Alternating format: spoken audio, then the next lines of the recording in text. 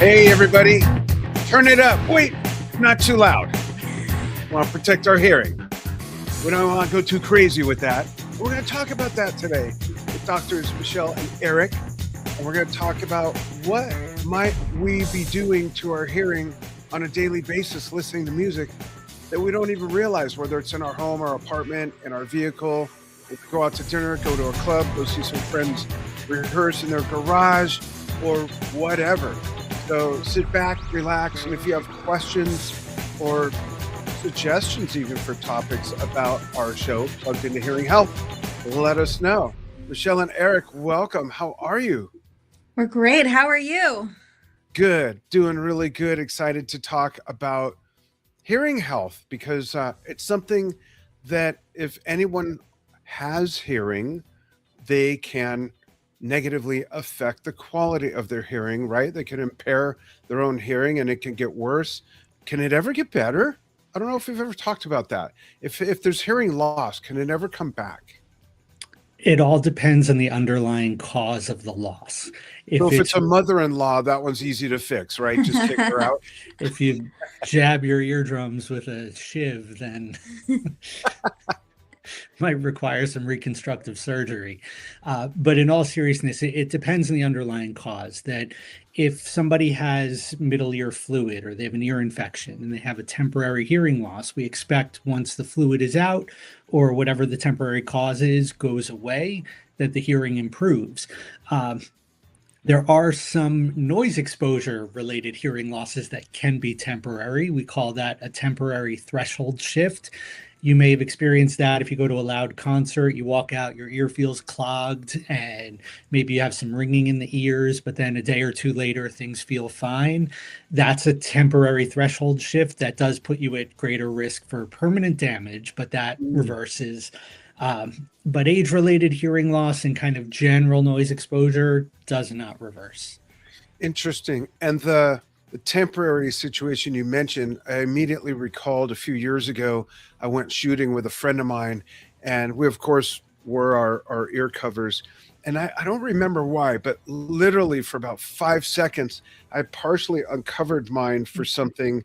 And that's right when he shot a really big revolver. And it was just like, it rang through to this ear to this filling. It was just like a shockwave. He was only like 8 feet from me. It was crazy. And I thought, wow, I can't imagine. I mean, it's kind of a joke when we watch like these Westerns and these guys are in a gunfight. You know, he's hiding behind a barrel. Bam, bam, bam, says to the guy, hey, go around the corner. And like they never even hear that, right?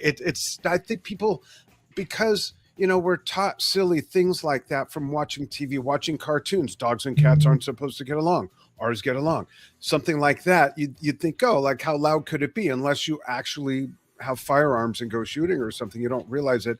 That's just not in the realm of reality. And it took a good amount of time for that one instant in that second for that ringing to go away. And with we've talked about it before, with my tinnitus, sometimes one of my ears will just go blank and I'll have just like that whistle. Mm-hmm. That's what it was like. And it just slowly dissipated. And that's kind of similar to what I was just saying of being at a loud concert. It's just that you have an impulse noise that was the round firing. Right. And it took a little time for your ear to kind of heal from that, in a sense, is how I would describe it. But just kind of touching on the idea of people who like to go to the range, what I recommend is if you are going to an indoor range, double up. Wear the foamies underneath the muffs, nice. Especially if you're at an indoor range where they allowed rifles, because rifles indoors are incredibly loud. Wow, I can imagine. It reverberates, right? Yeah. Throughout the room. Yep. Wow. And if you're at an outdoor range, and if you're at an outdoor range, then single ear protection, as long as it's well fit, is usually sufficient. That makes sense when I think of indoor versus outdoor concerts as well. Mm-hmm. It billows in a venue, and depending on whether it's a small club or even a big arena like the LA Forum, depending on how that arena or venue is shaped and if there's any acoustic treatments whatsoever, if there's people in it or if there's not, it makes a huge Mhm. difference. Another reason to pack your gigs, folks. It won't be as loud. You can never have too many earplugs to protect you. Right. Interesting. Thanks for sharing that. What about wearing earbuds? How does someone know if they're how does someone know if it's too loud, if it's going to be affecting them negatively, or if it's just nice and loud? We like to say that if someone is wearing earbuds, let's take noise canceling out of it. If they're wearing regular earphones or earbuds and you can't hear anything else around you, any environmental stuff going on around you, it's probably too loud. You That's don't want me. it to be completely eliminating environmental sounds. Noise canceling is a bit of a different equation. Okay. And I've never used noise canceling actually, but that makes sense. If it's so loud you can't hear anything else, that's a good measuring stick. Yeah, good. Also that we've definitely touched on this in previous episodes that Apple has incorporated their safe listening scale Right? into the iPhone, where they will either alert you if something is sounding too loud, or if you're listening to something, if you're streaming, you can check through your settings if it's within the safety range that it provides you, or if it's starting to go into that yellow watch how loud it is range. Interesting. So Dum Dum's using an Android or just out of luck, right? No, I I'm just don't know kidding. about Androids. Yeah, I don't know if they have that feature I'm built in. kidding. But what I would also add is there are two factors when it comes to noise exposure. One is the intensity, and the other is time. So, however long you're listening to loud sound, as it gets louder. So, for example, we use 85 as a reference. So, 85 dB, we talk about dBA as the scale. 85 for 8 hours, generally safe. 90 for 4 hours, 95 for 2 hours, 100 for 1 hour, 105 for a half hour. Those are kind of the cutoffs for where you're putting yourself at risk. So if you know the intensity, you can kind of figure out how long is it safe to be exposed to this level of intensity. Okay, thanks. And what's an example of 100 dB? What can you compare that to? Maybe like what would just sitting at a drum set playing without going crazy, just playing it. What is that at about? Do you know? It's hard to say because the hi-hats are going to be more intense than maybe some of the like a snare, but it's hard to say Okay. exactly. I'd be lying if I said I knew what that measurement was, but your average concert is going to be probably somewhere 95 to 100, and Okay. those intense moments, Go even louder. yeah, potentially up to 105, and you get the crowd noise around you. So Right. it's not just what's coming out of the speakers, the people around you are louder. That's true. And so the encore is probably at about 308. And actually, if we also have a podcast that's called Hear Us Out, and we have a lot of sound professionals on the podcast, and we've had conversations like with front of house engineers where they're allowed and only so much average level intensity over a period of time. So if they don't calculate things correctly, they could come to the end of a show and need to significantly dial back intensity because of what regional or country allowances are for Oh, sound intensity. interesting. I wonder, is it the same throughout the US or is it different depending on the state or the county or even the venue? Do It you could know? be municipality, it could be venue related. The conversation I'm specifically thinking of was related to international venues. Okay. Very interesting. Yeah. Yeah. What about how does someone measure? I guess it'd be easy to say the same thing if you can't hear anything else around you, but in a vehicle nowadays they make vehicles so quietly. Like even in I have a Ford F-150 with the Mhm. windows up and music maybe not even on. I don't hear an emergency vehicle until I see it right up on me, like coming from the other direction within like 50 yards. I just don't hear outside of the vehicle anymore. So how do we measure how loud our music is too loud when we're in a vehicle?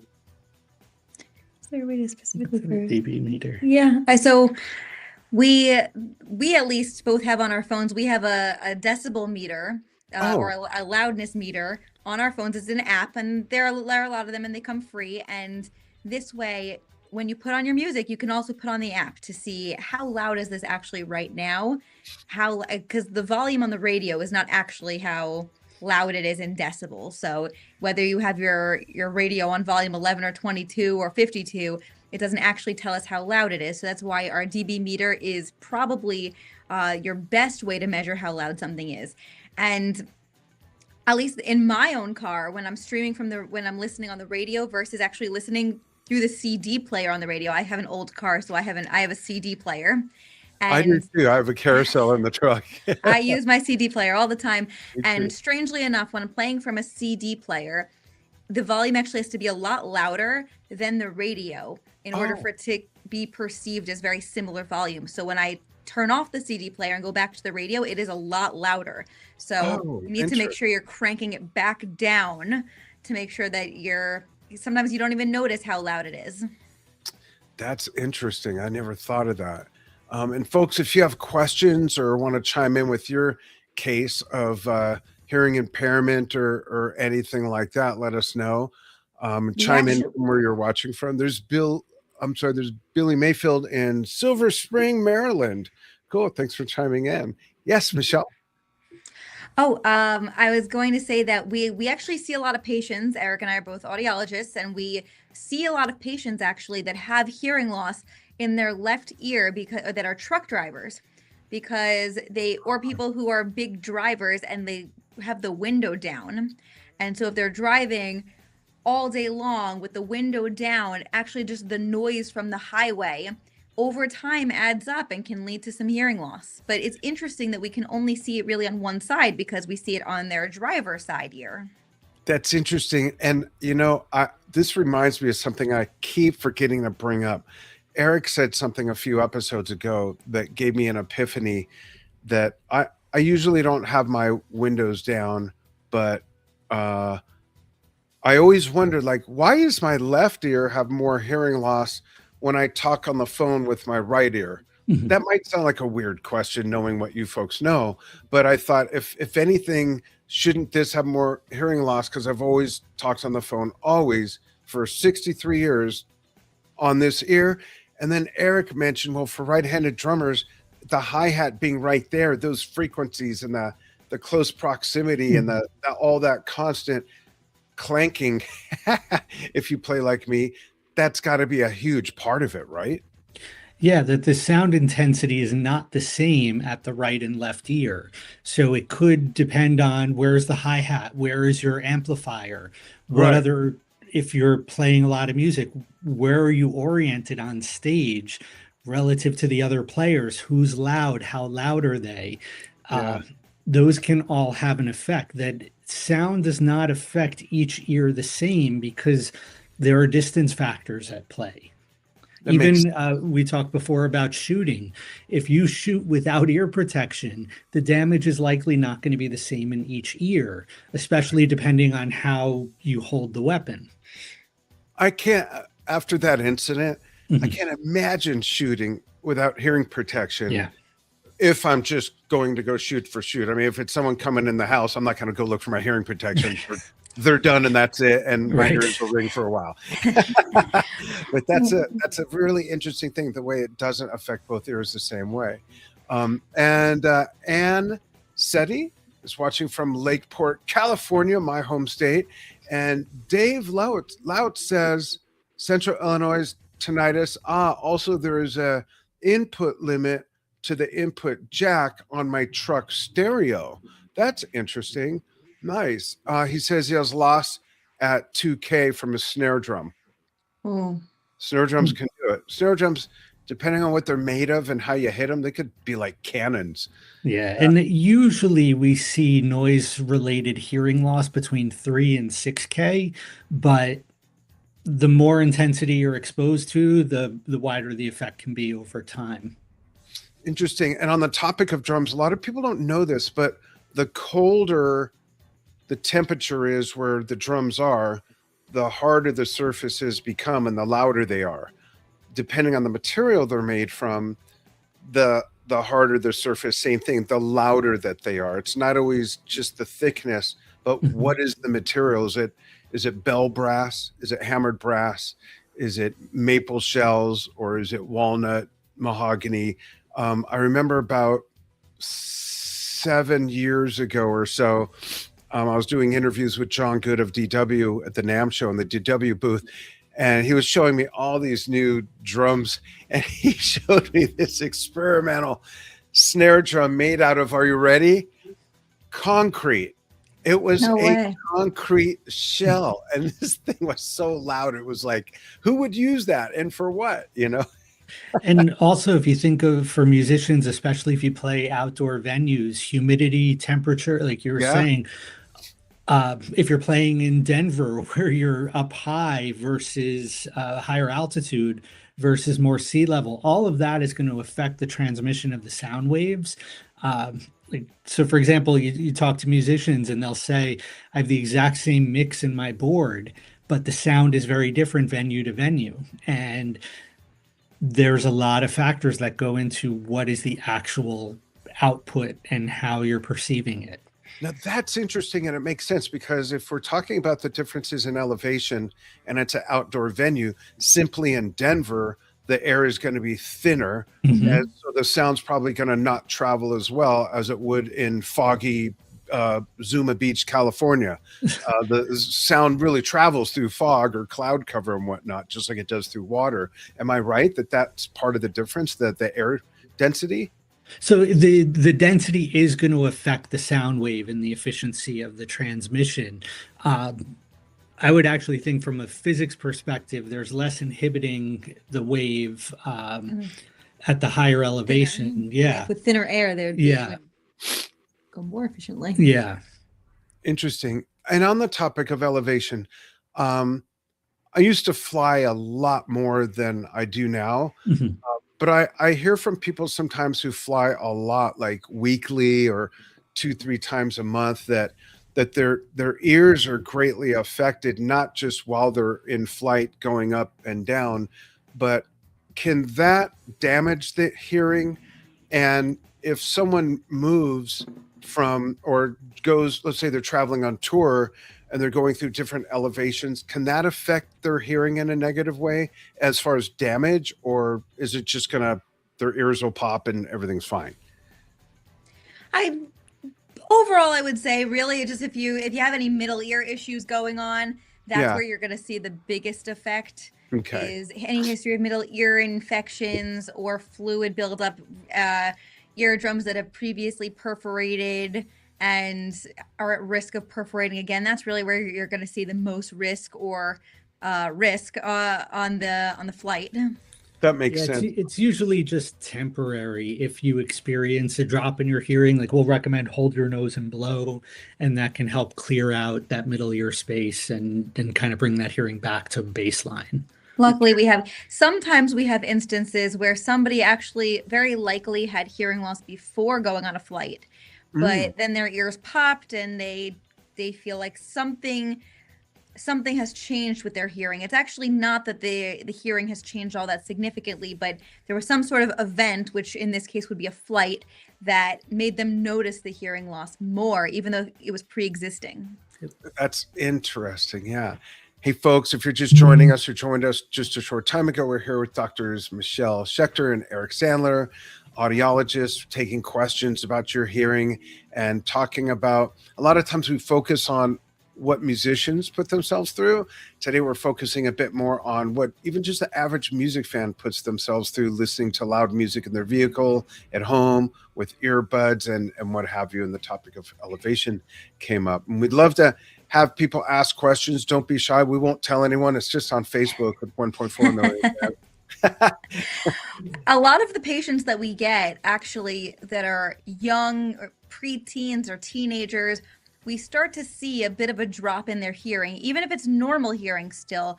Hmm. We'll see a bit of a decline around, as Eric said, the 3 to 6 kilohertz range, because they listen to they're in their rooms listening to music for hours at a time, up to the max. And we want to tell these teenagers to preserve your hearing while you can, while you're young, because Yeah. they're going to start damaging their ears earlier and earlier as the years go on. The more people that are wearing headphones all day long, Yeah. blasting the music, trying to get all that bass in, we see a lot of teens. And Yeah, I see a lot that's of the Bluetooth headphones, and I know a lot of in-ear monitors, and I'm guessing headphones now. I've seen them have up to 12 drivers on each side, which is mhm. crazy. And me, so this would have been 1976, 78, 79 in that area. I was listening to whatever decent headphones were out at that time, pretty good headphones, and I would sit and listen to an album with my eyes closed with the music as loud as it would go. And I'm sure that probably created maybe more early damage than even just being a musician and playing in bands during those times, because it was just right there, you It know? it could be, and that's one of the reasons why we recommend noise canceling headphones, because they can give you the perception of loudness without the intensity, because you're not trying to drown out surrounding sound. So how does that work? What exactly does the noise canceling do? I feel like a dummy asking, because I'm sure it's a So pretty normal term. from a basic standpoint, the way that noise canceling would work is if you have your sound wave, Mhm. it's going to create an equal but opposite wave so that they cancel each other out. Oh, interesting.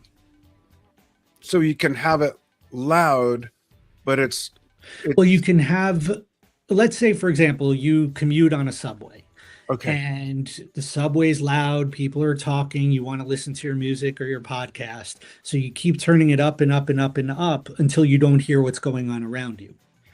But if your noise canceling headphone can suppress what's going on around you, you Oh, don't need to turn the volume quite as loud to have that perception of no other sound distracting you.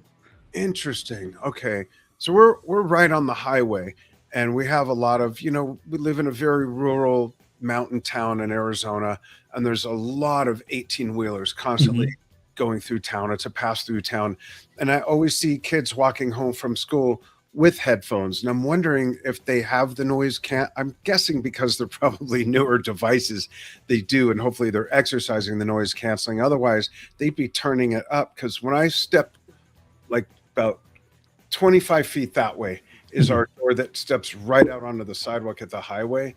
And if ever I go out there, it is so loud. It's unbelievable. I mean, I literally plug my ears, because at 18 Mhm. wheeler, there's our porch, the sidewalk is 3 feet, and then the highway's right there. It's literally that close. So we don't use that door much. My wife does for her clients and stuff. And we have a door way back there for the side of the house, where it's surprisingly so much quieter, about 60, 80 feet from the highway. And we have a 10-foot wood wall that we built. And so little things make such a difference. I Yeah. hope those I kids. think I think noise canceling headphones would do you good. Yeah, definitely. And I hope those kids are using them, because it is just so loud out there. It's I crazy. think a lot of headphones, even 5, 10 years ago, noise canceling headphones were this big phenomenon of it was less incorporated in different headphones. Now almost every device has some form of it, maybe some more aggressive or more well done than others, but it's a lot easier to access noise canceling headphones these days. They have so many brands that make them. So my guess is that people who are purchasing headphones are going to more likely use it, which is a good thing. Yeah, And absolutely. one thing I would add to this is just like not hearing related, but situational awareness related. That if you do have noise canceling headphones on and you're walking down the street, I saw a statistic yesterday of the number of people hit by cars has increased dramatically in the Oh, last few That's a good years point. because people either have their heads in their phones or they're distracted. oh, And noise canceling headphones, you're going to lose some of your auditory cues around you. Uh, so oh, you want to be aware of what's going on when you're out in public. yeah. Right. Noise It- canceling headphones on their own are not dangerous, but when you combine it with you're losing your environmental awareness of sound and you're losing visual cues of sound if you're looking down and you're not paying attention to what's around you. yeah. Interesting. Bill Taggart says, "What's that you say?" And cups ears in asterisks. Yeah. Yeah. Let us know if you have any stories, folks. And if you're a musician, you have been playing for a long time, have you noticed, or do you know for a fact that you have hearing loss? Or if you're a casual music fan and you've grown up listening to loud music, have you noticed a difference as well? One indication might be tinnitus, which is ringing of the ears. Mhm. And I hear mine the most when there's no other noise around to cover it up. And I would say two symptoms to be aware of that you may have hearing loss. One, as you said, would be tinnitus. The other would be that you hear but you don't understand, or people sound like they're mumbling. Those can oftentimes be related to hearing loss, or even I don't hear well in certain situations. I struggle when there's background noise to make out what people are saying. Those are oftentimes symptoms of hearing loss. thanks. Yeah, I have all those. Um, I remember on a previous episode, um, this was kind of mentioned in passing. I want to see if we can go just a little deeper on it. Something about if you can hear your pulse in your hearing, is that an indication that there could be a pulmonary issue or something? So if you have, we call it pulsatile tinnitus. If you hear like whoosh, whoosh, whoosh, whoosh in your ear where it sounds like your heartbeat, that absolutely should be checked. Not to be alarmist, but that could be the first and only symptom of a carotid blockage. Oh, So that's whenever somebody experiences pulsatile tinnitus, we want you to follow up with your physician. They might just do something as simple as an ultrasound of the carotid artery to see if there's any blockage going on there. oh, that's It scary. could also be nothing. It could Right, be it could- benign. Right. There are some times where it could be related to the eustachian tube in the back of the ear not opening properly and it gets stuck and it creates a fluttering or a pulsing sound. But as Eric said, that's just, we want to cover our bases, make sure that Yeah. we rule out anything that's serious. So we always refer when we hear that. Yeah, it's That's a symptom we take seriously. Yeah, I actually have that from time to time, and it's more of a not a switch sound, but like a thumping sound, like it sounds like my heartbeat. Mhm. And I actually have a physical scheduled for March 11th, so I'm going to There you make go. sure that You're doing the right thing. Bring it yeah, up. yeah, interesting. I hope it falls into the nothing category Right. there. Most times it is nothing. We just always Okay. want to be sure. Great. I'm trying to remember if there's a common denominator of when I hear that. Um, Like people can get it if their ears congested. Right. Uh, Some people say that if they're sleeping on one side, they'll feel it, and that just could be you're Hmm. hearing your pulse. And a lot of times people say that when they're sleeping on I whatever think- side. Yeah, that might be from time to time. One of the times I'm going to get it checked, and everybody Yeah, else should too. it If you is can a hear your symptom we pulse in take your ear- seriously. Yeah, definitely. Dan, have when was that. the last time you got your hearing checked? What? When was the last time you got your hearing checked? You know, I don't think I've had it checked since July of 2019. Oh wow. Yeah. How often? It's time. Yeah, definitely. I think there's an audiologist that moved in around the corner, not far from us, actually. Maybe I'll go make an appointment. How often should someone, I know eyes are every 2 years. What is it for hearing, and does it change with age? Hearing could, so the unsatisfying answer is that we don't know if it will change. There are people Okay. whose hearing stays the same year after year after year, and there are others that most times if their hearing were to change, it would change pretty gradually. So I don't expect somebody that has a mild loss to go to a severe loss within 2 years' time, but it can happen, but it's not the norm. We'd usually recommend getting your hearing checked somewhere between every 1 to 2 years. Maybe Okay. 1 year if you feel like you're struggling, maybe 2 years is stretching it if you have not noticed change. If you So have noticed change, then it's important to get it checked sooner. Also, if you notice a change in the tinnitus, if you notice a big change with that, even if you don't notice a big change with your hearing, it's good to check it out just in case. so if I have it checked 3 times, does that make up for me not having it checked? I don't think so. I'll have it checked, and we'll talk about how that appointment You should goes. bring after I you should do bring that. your graph of hearing on the show. We can take a look. Yeah, break I'll it do down. that. Yeah, for sure. Yeah, I'm really curious. I can't believe it's been that long. You know, I think everyone can relate to this, and this is not an excuse. It's a reason. You know, life is just so busy, and time goes by so fast that things just get put off, and that's Mhm. one of them. And it wasn't until you asked the question that I didn't realize how long ago that was. Yeah, and with hearing, as she was saying, the changes generally are very gradual. So because people are not noticing a week to week, month to month change, there's less motivation to think, oh, I should go and get this checked. It's when you notice something like, oh, a family member points something out to you, you're asking for more repetition. You went out with friends and you found it really frustrating in the restaurant and you don't want to go through that again.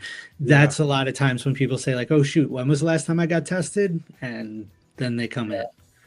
I am so selective about where I meet people for a meeting, if it's at a restaurant or a gathering, because if it's a place with a tile floor, tile ceiling, I can't hear anything in there. I can't hear the person across from me. All I hear is just a cacophony of everything going on Mhm. Mhm. in a restaurant. I can hear the person 8 tables away complaining about their daughter-in-law, but I can't hear the person in front of me.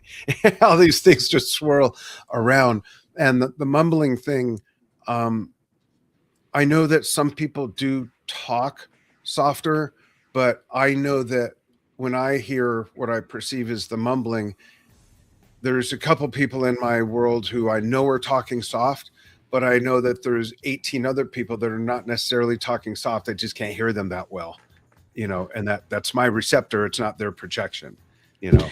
So Yeah, and the way that we explain mumbling for people is that the most common form of hearing loss is higher frequency hearing loss. So consonant sounds are higher frequency, vowel sounds are lower frequency. mm, Vowels give speech energy, consonants give speech clarity. So when you have high frequency hearing loss, you get the energy of the speech, you know people are talking, but you miss the clarity because you don't get the fine sounds that define yeah. one word from another. So the perception of mumbling is missing those high frequency sounds because of hearing loss. And that's exactly makes sense because I feel like I'm not hearing any articulation. Yep. That was just a bunch of sounds running together. Yep. Interesting. So, folks, check yourselves. And Michelle and Eric, tell everybody where they can follow your wonderful podcast. You can follow us in two different ways on Instagram. You can follow us, which is our main account is THC _ audiology. That's T as in Tom, H as in Harry, C as in Charlie _ audiology. Or you can follow our podcast Instagram, which is Hear Us Out PCast official, right? Yes. All right. And you can follow our podcast on, it's called Hear Us Out. And you can follow us on Apple Podcasts or Spotify, any other major podcast platform. Whoop. I didn't mean to bring the music in on top here. And the guests that we have on the show, we have a lot of musicians, we have sound professionals, sound designers, front of house engineers, monitor engineers, we have conductors, we have other healthcare professionals, we have Broadway actors it's a wide range of guests. That's awesome. Great. Thanks, everybody, for tuning in, whether you're watching live or on the archive. And thank you, Michelle and Eric. Hang out with me for a moment after we disconnect. Thanks, everybody. Stay tuned for so much more fun stuff on Drum Talk TV to come.